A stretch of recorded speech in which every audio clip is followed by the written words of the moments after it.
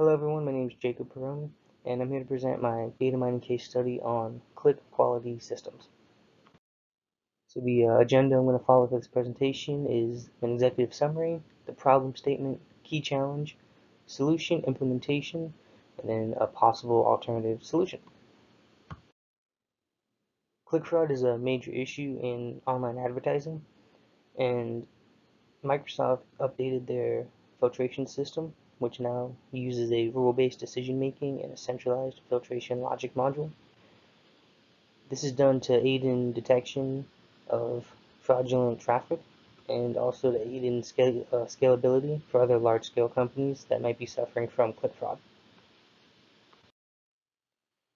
So pay-per-click auctions are an important part of the online advertisement economy. To show you just how big a role they can play, if we look at Google, they started revenueless, but just through online advertisements, and this is around the time of this case study. Actually, maybe even before that, they became a giant, making around $37 billion just through PPC auctions. Now, click fraud is a major heel in online advertising. If we go and look to define click fraud, we could say that it's artificial clicks generated on advertisements to create direct or indirect financial gain on PPC payouts.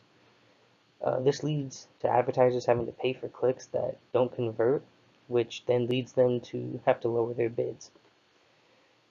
After which, ad networks will end up getting reduced return on investments, which then means fewer advertisers, and then innocent publishers receive lower payouts because the attackers or cheaters are getting the increased revenue.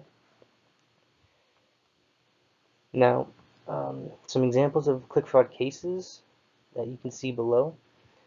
I'm just going to briefly talk about each one and some of the relevance to them. The Auctions Expert Limited was really one of the first human clicking operations that was found. It was actually sued by Google in 2004. They employed 12 employees to just go and click on ads.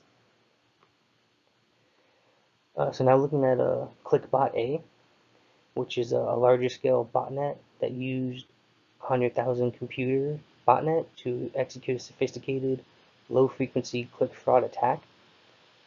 The machines were infected by downloading a popular screensaver at the time, and then once they were infected, the machines would just randomly query a lexicon from a MySQL database and fire it against the search engine. The machine would then select a listing from the ad result and send a can-click request to the central botnet controller, which would then determine if that ad result had less than 20 clicks against it that day. And if that were true, then it would send back a click yes. Looking at WoW, Microsoft actually ended up filing a lawsuit against Supercontinental LLC. This botnet, which would execute click fraud against hundreds of thousands of internet protocols or IPs, the intent was different in this case, as Supercontinental wasn't looking to directly generate revenue, but was actually targeting advertisers, with their main goal being to deplete the budget of their advertisers and take them out of the auction, in which case the attacking company, who was also an advertiser on the same keywords, would then be able to monetize from high quality human traffic. So click fraud is an adversarial detection problem. What this means is that attackers will oftentimes use sophisticated methods to cloak themselves, even being able to mimic human behavior or just completely take over a legitimate human session. This also gives attackers the ability to evolve, as once a company deploys a countermeasure for an attack, they might see different variations appear that try to break through and get access again. So the key challenge that I want to focus on from this case study is just how small amount of fraudulent activity there really is, in contrast to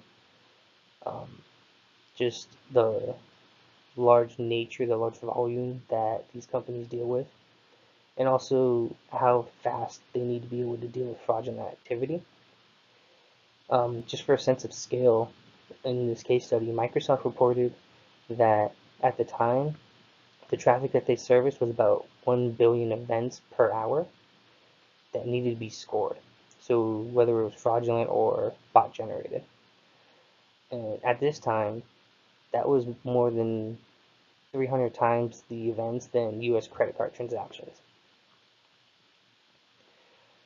So this is a very high contrast to the amount of fraudulent activity that actually happens. Going back to the previous example on the previous slide, the ClickBot A would only click an IP fewer than 20 times, and Panda Labs was even lower at 15 clicks. This was planned out by the attackers because they wanted to blend in with statistical noise, which makes it harder for them to detect. And it's also, that example also showcases the adversarial problem. So before I continue, I'd like to say that click fraud does have real financial implications, and that adversaries may or may not have come across this case study. So Microsoft, when they had this published, didn't actually specify any specific algorithms or signatures that are being used to successfully combat fraud, just so that way attackers can't get a hold of it and be able to uh, successfully gain from click fraud.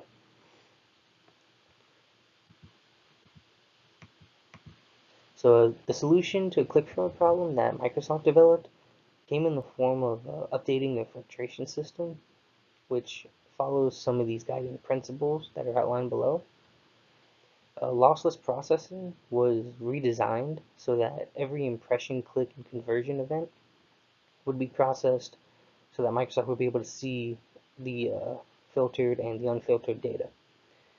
This was excuse me. This was done because before their ad center was set up to physically discard records after they underwent a quality test. This was done under the assumption that if the traffic was bad, then why would we spend CPU cycles processing it?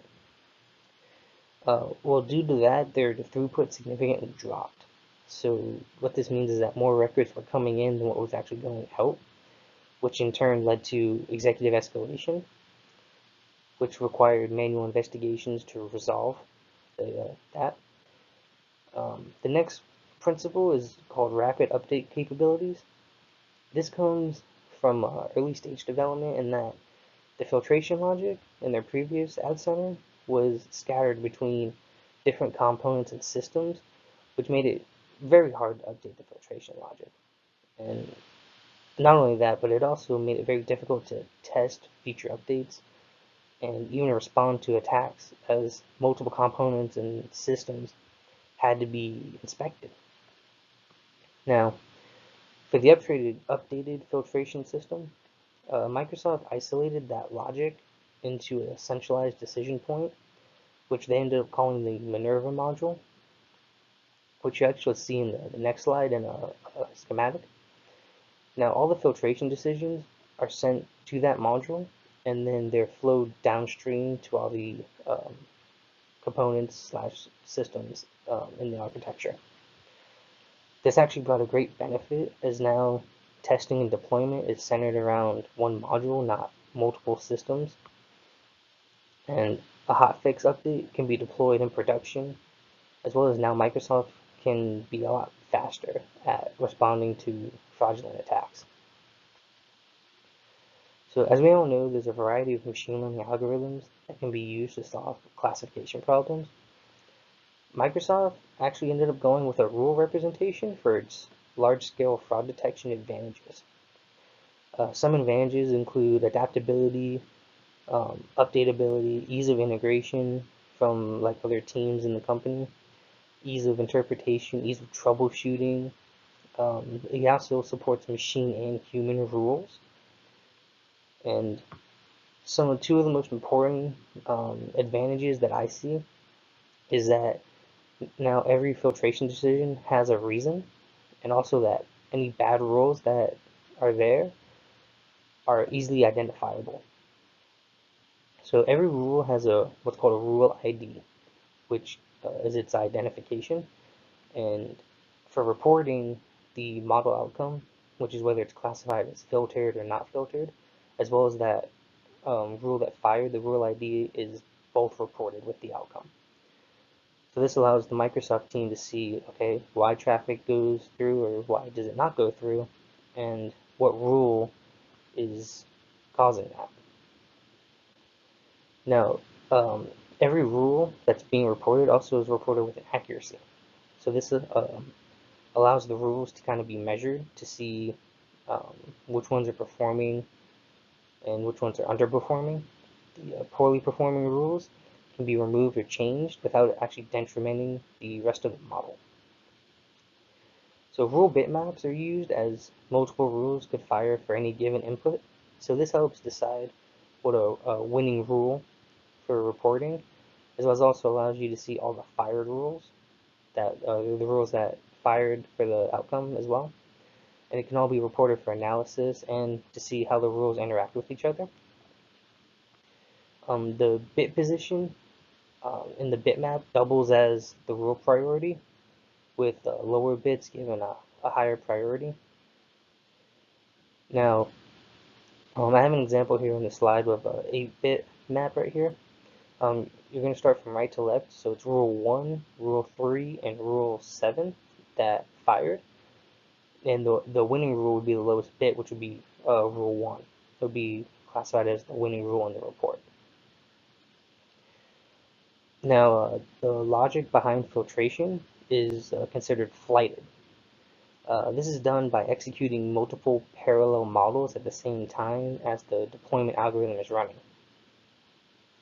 So then each model outputs filtration results, including the rule reason downstream for reporting. What this does is this allows scoring of the filtration models against each other, and they can see the impact that filtration has versus no filtration. With this, for example, you could take the true positive and false positive and of each of the models and then compare them against each other to see which one's going to have the best performance metrics that you might be looking for. So for the implementation of the filtration system that Microsoft uses, this is just a schematic overview of it. Microsoft does use both real-time and offline systems, which operate at a near real-time rate. So when a user visits a publisher site, their browser executes a HTTP request to Ad Center for ads, which will then send a request to the Ad Center delivery engine system. So within 2 milliseconds, that request is then sent to the Artemis real-time scoring system, which will determine the billability in real time. The billability is basically the filtration, and it also does other things as well as like price adjustments if needed, and all that's sent to Artemis, and then Artemis calculates all that and sends it back. So assuming like typical traffic quality, um, Ad Center delivery engine will hold its auction and then just return a set of ads to the user. So for an interesting note here, you would believe that if some traffic is known to be fraudulent, then ads should stop being served back, right? Because the advertisers are still getting billed for that. Well, actually, that's actually not the case. So it would actually be bad if the ad server stops, because if it sends back ads, because attackers can um, see that change in behavior. And so if the ad server stops sending ads, the attackers can see that and they can use that as a training signal to rapidly train their attack programs. Also, by continuing to send back the ads and traffic, it allows for more data to be collected about the attackers, while also hindering the attacker's ability to be able to get into the filtration system. So once the ad is served back, Ad Center will then encrypt it, This is because it's essentially HTML at this point, and it can be copied and pasted and altered in some other kind of ways. So it contains information. The encryption contains information um, such as like where the ad was served at and the originating request.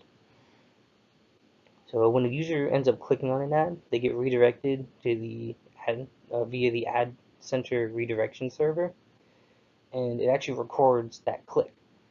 And then if the user actually purchases something from that redirection, so they're redirected to the advertiser's site of the product. If they end up purchasing something, then a conversion script might run, which would then log that conversion. So the click, impression, and conversion events all actually get stored in weblogs, which get loaded for processing within the hour by the Minerva filtration system, or the Minerva module, which I called it in the previous slide. No, the Minerva module is an offline system. The Minerva module is the final decision maker of the system um, in respect to billability. So it's going to say, is the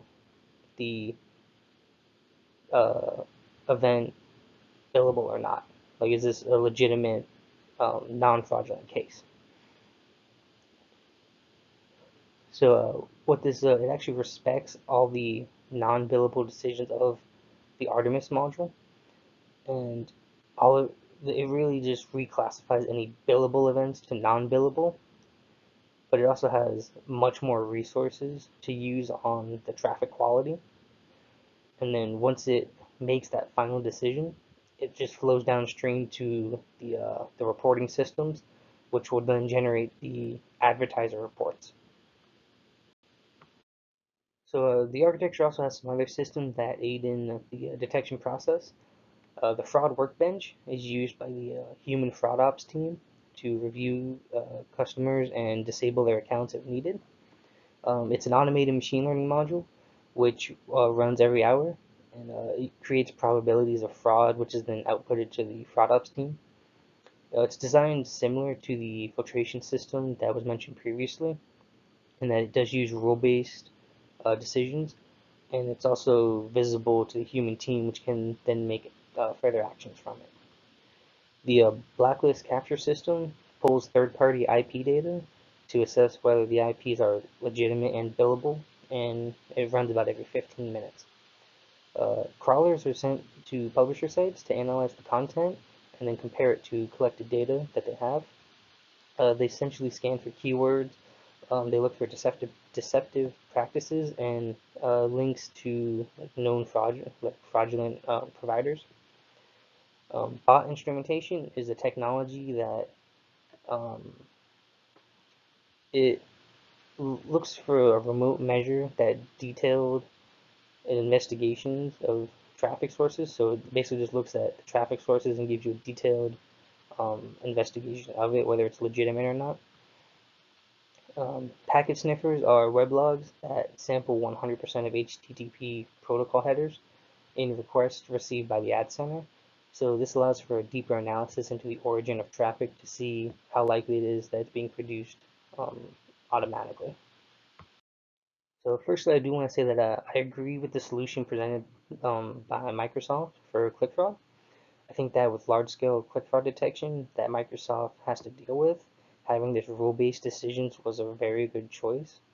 Also, that they're able to get insight from it as well as to why traffic is being filtered the way it is. I also agree with centralizing their filtration logic into its own module, as this provides an ease of maintenance and troubleshooting, as well as hot fixing and updating in the future. At the time of the study, Microsoft's Ad Center filtration system has been operating for 5 years, has continually been improved and enhanced. I believe that the scalability of this style of architecture can help other large-scale companies combat click fraud. I also want to show this here. It's uh, graphs from the case study that show a time series of up to when update was applied, and these are four known fraudulent providers. So they already knew they were fraudulent, but up until that update, they weren't detected by the filtration system. Once the update went live, their filtration rates went straight up to 100%, meaning they were now being detected as fraudulent. With that, I don't have anything to add to it. I think if I were in that same position at Microsoft, I think those would be correct steps to take in combating click fraud. There's still a lot more that needs to research and resources that need to go into it, but I think they're on a really good path in stopping click fraud. Here's the reference link to the case study that I just presented. If you'd like to go and read it, it's a very good read. Thank you, and if you have any questions, you can comment down below. Thank you all for taking the time to watch this presentation.